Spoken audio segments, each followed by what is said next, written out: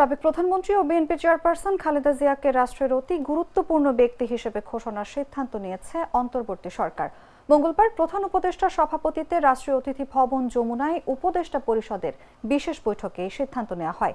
এই সভায় খালেদা জিয়ার আশু রোগ মুক্তি কামনা করে দোয়া ও প্রার্থনা করা হয় এবং জাতির কাছে তার জন্য দোয়া প্রার্থনার আহ্বান জানানো হয়।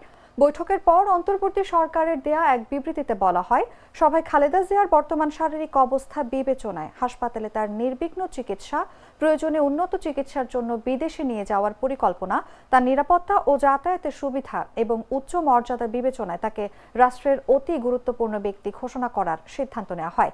এই সিদ্ধান্ত অবিলম্বে কার্যকরের জন্য সংশ্লিষ্ট সকল সংস্থাকে নির্দেশনা প্রদান করা হয়। এ বিষয়ে বেগম খালেদা জিয়ার পরিবার এবং দল অবগত রয়েছে। গ্লিটারের টুইন লেমন ও অ্যান্টিব্যাকটেরিয়াল ফর্মুলা বাসনকে চকচকে জীবাণুমুক্ত করে আমাদের দেয় গ্লিটার গ্যারান্টি।